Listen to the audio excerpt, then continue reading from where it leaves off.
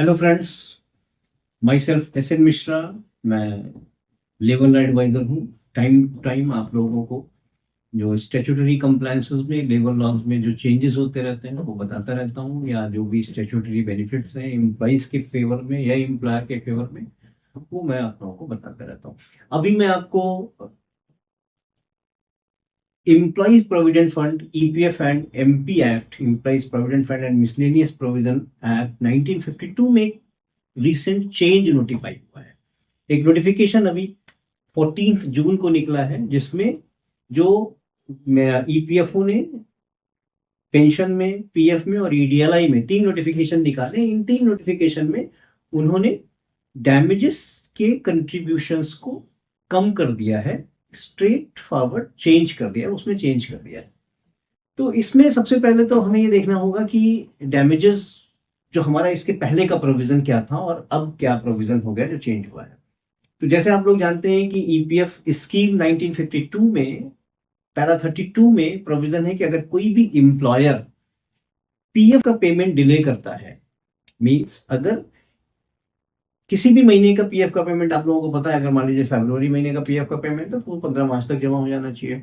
मार्च का पेमेंट है तो 15 अप्रैल तक जमा हो जाना चाहिए। लेकिन अगर किसी वजह से, because of financial crime, what ever may be the reasons, अगर कोई भी एम्प्लॉयर पीएफ का कंट्रीब्यूशन डिले जमा करता है तो उसके ऊपर पेनाल्टी लगती है। और पेनाल्टी 2 तरीके की होती है, डैमेजेस और इंटरेस्ट होते हैं। तो ये डैमेजेस और इंटरेस्ट पैरा 32 में दिए हुए हैं ईपीएफ स्कीम 1952 के। अब दे रखा है वो अभी आपकी स्क्रीन में आप यहां पर देख रहे हैं कि पहले क्या था। अगर मान लीजिए कोई भी एम्प्लॉयर डिले पेमेंट करता है, डिले पेमेंट ऑफ कंट्रीब्यूशन होता है, तो 0 to 2 मंथ्स में अगर वो डिले करता है तो उसको 5% का डैमेज देना पड़ता था।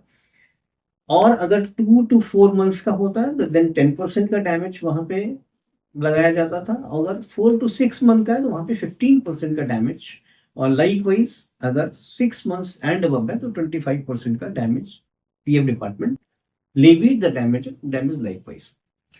अब जो नया नोटिफिकेशन आया है तो उसमें उन्होंने स्ट्रेट अवे उसको 1% कर दिया है, irrespective of the period slabs 0 to 2, 2 to 4, 4 to 6 and above.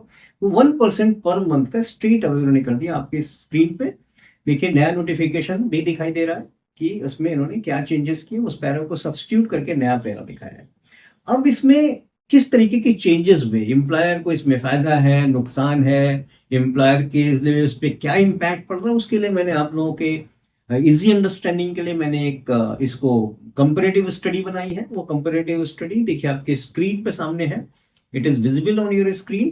तो अब इसमें आप देख रहे हैं कि अगर किसी भी एम्प्लॉयर ने 2 महीने का डिले किया तो पहले 5% के हिसाब से उसको, मैंने यहाँ पर एक कंट्रीब्यूशन 1 लाख रुपए का एक फॉर एग्जाम्पल मैंने एक कंट्रीब्यूशन लिया for the ease of understanding.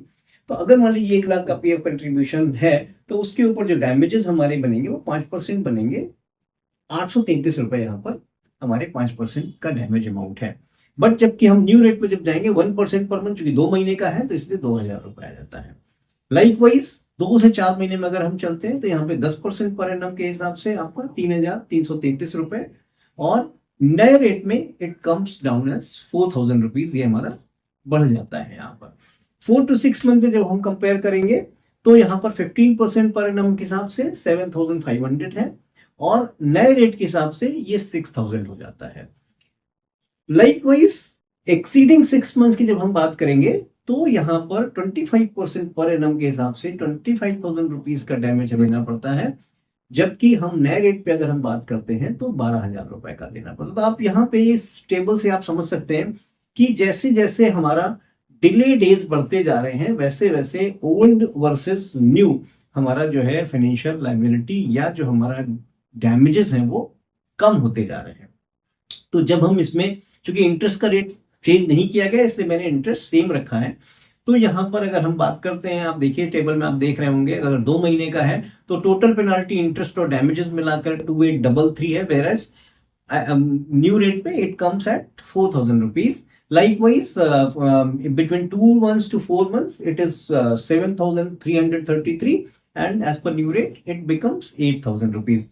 But on the other hand, If the delay is from 4 months to 6 months, then the total penalty as per the old rate is 13,500 rupees, whereas it comes down in the new rate to the 12,000 rupees. Likewise, for the period exceeding 6 months, then the old rate penalty is 37,000, whereas it comes down to the 24,000 as per the new rate.